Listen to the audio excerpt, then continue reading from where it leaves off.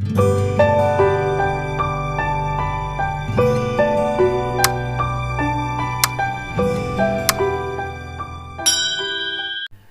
जब हम रिश्ते या रिश्तेदारों के बारे में बात करते हैं तो सबसे ज्यादा महत्व देते हैं खून के रिश्तों को। लेकिन इंसानों के बीच सबसे ज्यादा महत्वपूर्ण रिश्ते होते हैं श्रम के। श्रम संबंध सबसे महत्वपूर्ण संबंध होते हैं। खून के रिश्ते तो चींटी और मच्छर मक्खियों के बीच भी होते हैं, लेकिन इंसानों के अलावा कोई भी प्राणी श्रम नहीं करता। इंसान श्रम करते हैं और श्रम का एक्सचेंज करके यानी विनिमय करके ही जिंदा रहते हैं। इसीलिए इंसानी रिश्तों का मतलब होता है श्रम संबंध। हम इंसान हैं और हमें यह जानना है कि पिछली पीढ़ी के लोग कैसा जीवन जीते थे और आज कैसा जी रहे हैं। ये इंसान का दायित्व है कि वो अपने जीवन के बारे में और आपसी रिश्ते के बारे में करीब से जानकारी हासिल करे। ये ज्ञान हासिल करना इंसान के लिए बेहद आवश्यक है। लेकिन हम में से ज्यादातर लोग ऐसे होते हैं जो अपने आसपास की चीजों पर और अपने जीवन जीने के तौर तरीकों पर कोई सवाल नहीं करते, बल्कि जैसा वे देखते हैं उसी को स्वाभाविक मानकर अपनी जिंदगी का हिस्सा बना लेते हैं। वे रोज देखते हैं कि सूरज पूरब से उगता है, लेकिन वे कभी ये सवाल सोचते ही नहीं कि आखिर सूरज पूरब से ही क्यों उगता है।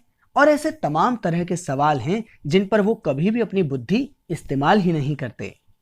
अब जैसे हम में से तमाम लोगों ने ये मान ही लिया है कि अगर हम घर से बाहर किसी मंदिर तक जाएंगे, किसी पार्क तक जाएंगे, तो वहां पर हमें भीख मांगने वाले भिखारी मिलेंगे ही मिलेंगे। ये एक सामान्य बात है। लेकिन हम लोग कभी ये सोचते ही नहीं कि ये भिखारी आखिर हैं क्यों, ये इतने दरिद्र हैं क्यों।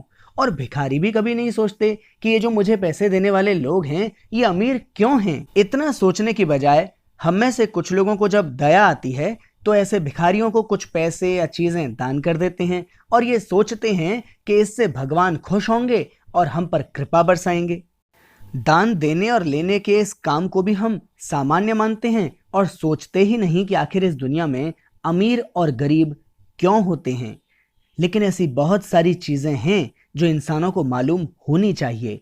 इंसान को अपनी जिंदगी के बारे में ठीक से सोचना आना चाहिए, सत्य की खोज करना आना चाहिए।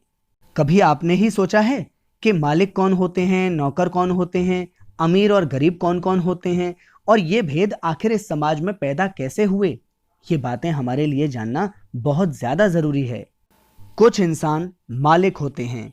जो इंसान इन मालिकों की सेवा करते हैं वे नौकर होते हैं।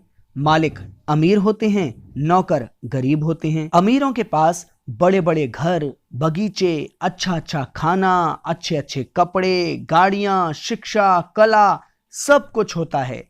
गरीबों के पास इनमें से कुछ भी नहीं होता। उनकी या तो टूटी फूटी झोंपड़ी होती है या घर के नाम पर एक घुटन भरा कमरा।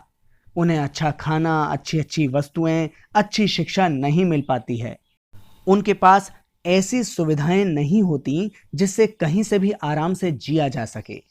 इंसानों में ऐसी गैर बराबरी क्यों होती है? सभी इंसान ही तो हैं। सभी एक ही स्तर का जीवन क्यों नहीं जी रहे होते? ये सब मालूम नहीं हो तो ऐसा ही लगता है कि इंसान को खुद के बारे में भी कोई जानकारी नहीं होती। इस बात की छानबीन करने के लिए हमें गुलामी के दिनों की ओर लौटना होगा। गुलाम क्या होते हैं जानते हैं आप? ये शब्द कभी सुना है आपने? कभी आपने गुलामों के विषय में कोई किताब पढ़ी है? सैकड़ों हजारों साल पहले सारे गरीब लोग गुलाम होते थे। ये उस दौर की बात है जब इंसान जंगलों से निकलकर पशुओं की तरह जीना छोड़कर कपड़े पहनना सीख चुके थे, घर बनाना सीख चुके थे, छोटे मोटे काम करना सीख चुके थे। लंबे समय तक इंसानों के बीच में किसी तरह का कोई अंतर नहीं था, कोई गैर बराबरी नहीं थी। लेकिन धीरे धीरे इंसानों के बीच में गुलाम और गुलाम मालिक जैसे भेद पैदा हो गए। ये भेद क्यों पैदा हुए इसे हम कभी बाद में पढ़ेंगे, लेकिन दुनिया के तमाम इलाकों में, लगभग सभी इलाकों में इस तरह के भेद पैदा हो गए। जिंदा रहने के लिए इंसानों को तरह तरह का श्रम करना चाहिए, लेकिन गुलाम मालिक वे लोग थे जिन्होंने इस तरह का सारा श्रम करना बंद कर दिया था, बल्कि ये सारा श्रम वे गुलामों से करवाते थे। क्या आप जानते हैं कि संपत्ति यानी प्रॉपर्टी क्या होती है? गुलाम मालिकों के पास सैकड़ों हजारों एकड़ जमीन होती थी। उन्होंने ये जमीन कैसे हासिल की, इसको हम फिर कभी जानेंगे। लेकिन आज भी तो ऐसे तमाम अमीर लोग हैं जिनके कब्जे में बेहिसाब जमीन है। जरा पूछिए उन लोगों से कि कैसे हासिल कर लिया आपने इतनी सारी जमीन। वे कहेंगे कि हमें तो अपने बाप दादाओं से मिली है ये जमीन, हमारे पुरखों ने दी है, हमें हमारी पैतृक संपत्ति है। उनसे फिर पूछिए कि इतनी सारी जमीन आपके बाप दादाओं पर, आपके पिताजी पर, आपके दादाजी पर कहां से आई? तो वे कहेंगे हमारे दादा और पिता ने ये जमीन अपनी मेहनत से कमाई है। आप अपने सवाल को कैसे भी पूछ लीजिए, उनका जवाब इसी तरह का आता रहेगा, क्योंकि वो खुद नहीं जानते कि इतनी सारी जमीन उनके पुरखों पर आई कैसे। वे जो कहते हैं वही जानते हैं और उसी को सच मानते हैं। सच तो यह है कि जब से गुलामी शुरू हुई तभी से गुलाम मालिकों के परिवारों के कब्जे में बेहिसाब संपत्ति रही है। आप सोच रहे होंगे कि मैं किस तरह की फिजूल बातें कर रहा हूं। लोगों के पास में जमीन तो होती ही है, लेकिन जरा सोचिए कि आपके इलाके का सबसे अमीर आदमी अगर किसी दिन ये कहने लग जाए कि यमुना नदी या गंगा नदी या अरब सागर, बंगाल की खाड़ी उसके बाप दादाओं की प्रॉपर्टी है और वो उनका मालिक है, तो आपको कैसा लगेगा? आपको अजीब लगेगा, क्योंकि आपने हमेशा से यह देखा है कि जमीन तो लोगों के पास में होती है, लेकिन नदी, समुद्र, ये सब किसी की प्राइवेट प्रॉपर्टी, किसी की निजी संपत्ति नहीं होते। लेकिन दोस्तों, अगर आप ये मानते हैं कि नदी और समुद्र कुदरती पदार्थ हैं और कोई इनका मालिक नहीं हो सकता, फिर तो आपके लिए यह समझ लेना बहुत ही ज्यादा आसान होगा कि नदी और समुद्र की तरह ही जमीन भी कुदरती पदार्थ होती है और इसका भी कोई मालिक नहीं हो सकता। सैकड़ों हजारों एकड़ जमीन की तो बात ही छोड़िए, सुई की नोक की बराबर जमीन का भी कोई मालिक नहीं हो सकता। पिछले एपिसोड्स में हमने जाना कि अपना जीवन जीने के लिए जिन भी चीजों की हमें जरूरत होती है, उनको बनाने में और हम तक पहुंचाने में अनेकों लोगों की मेहनत लगती है। मेहनत करने वाले सभी लोग रहते तो जमीन पर ही हैं, आसमान में तो रहते नहीं हैं। इसलिए अपनी अपनी जरूरतों के हिसाब से जमीन का इस्तेमाल कर लेना सबका अधिकार बनता है। मान लीजिए कि किसी एक जमीन पर 10 लोग आपस में मिलकर खेती करते हैं, फिर उस खेती से जो उपज पैदा होती है उसको आपस में बांट लेते हैं, फिर उसी जमीन पर घर बनाकर रहने लगते हैं।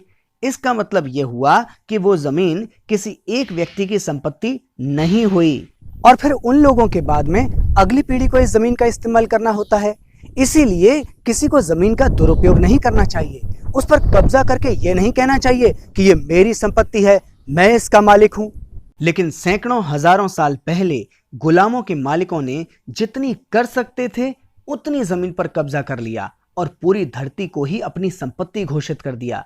न केवल जमीन पर बल्कि साथ के दूसरे इंसानों पर भी कब्जा कर लिया ताकि उनसे अपनी जमीन पर श्रम करवा सकें।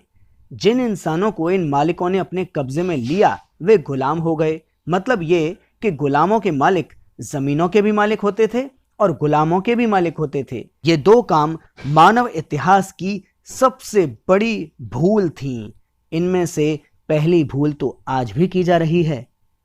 किसी वस्तु को बनाने या कोई श्रम करने के लिए सबसे पहले जिस चीज की जरूरत होती है वो है जमीन। जमीन पर पाए जाने वाले कुदरती पदार्थ ही कच्चे माल या औजार बन जाते हैं। काम करने की जगहों, मकानों और रास्तों के लिए किसी भी चीज और हर चीज के लिए जमीन जरूरी होती है। ये बेशकीमती जमीन एक औजार होती है, एक साधन, ऐसा साधन जो कोई मूल्य दिए बिना ही मिलना चाहिए। चीजों को हम उत्पाद कह लें। उत्पाद वे होते हैं जिनका उत्पादन होता हो। जमीन चूंकि उत्पादों के उत्पादन का एक साधन होती है, इसलिए हम जमीन को उत्पादन का साधन कहते हैं और उत्पादों का उत्पादन करने वाले गुलाम उत्पादक होते हैं। पुराने जमाने में जब गुलामों के मालिक जमीन पर और गुलामों पर कब्जा कर लेते थे तो इसका मतलब ये माना जाए कि वे उत्पादन के साधनों पर और उत्पादकों पर भी कब्जा कर लेते थे और इस तरह दुनिया की सारी जमीन गुलामों के मालिकों की संपत्ति बन गई। गुलामों के पास कोई जमीन नहीं होती थी। जमीन छोड़िए, उनका तो अपना शरीर भी नहीं होता था। गुलाम मालिक गुलामों को खरीद या बेच सकते थे, ठीक वैसे ही जैसे वे गाय और भैंस को खरीदते या बेचते थे। गुस्से में आकर वे गुलामों की हत्या भी कर सकते थे। ऐसी हत्या करना कोई जुर्म नहीं होता था। गुलाम क्योंकि मालिकों की संपत्ति होते थे, इसीलिए अपनी संपत्ति के साथ वे जो चाहे कर सकते थे। मालिक लोग किसी भी तरह का श्रम नहीं करते थे, वे फसल भी नहीं उगाते थे, कोई सामान भी नहीं बनाते थे, लेकिन फिर भी ऐशो आराम की जिंदगी जीते थे। गुलामों की औरतें, मर्द, बच्चे और हर कोई अपने मालिक के परिवार की खातिर श्रम करता था। ये गुलाम ही कच्चा माल, औजार, सहायक सामग्री और हर तरह का श्रम जारी रखने के लिए जो कुछ भी जरूरी हो सब कुछ बनाते थे, लेकिन ये सारे उत्पादन के साधन मालिक की संपत्ति होते थे। गुलाम मालिक की जमीन जोतते और फसल उगाते, मवेशी पालते, गाड़ियां हाँकते, पालकियां ढोते जिनमें मालिक बैठे होते, मालिक के घर के सारे घरेलू काम वे करते, बच्चों का पालन पोषण करते। सिर्फ ये या वो काम ही नहीं, दिन रात मालिक के परिवार की ऐशो आराम की जिंदगी के लिए जरूरी सभी तरह का श्रम करते जाते। इतना सारा श्रम करने वाले गुलामों को इसके बदले मिलता क्या था? मुट्ठी भर भोजन और टूटी फूटी झोपड़ी, जिससे वे बड़ी मुश्किल से जीवन की सांसें ले पाते थे। बस उतना ही। उन्हें उतने भर के साधन भी इसलिए मिलते थे कि अगर गुलाम जीवित न रहें तो मालिकों को वो सारा श्रम खुद करना पड़ता जो गुलाम करते होते।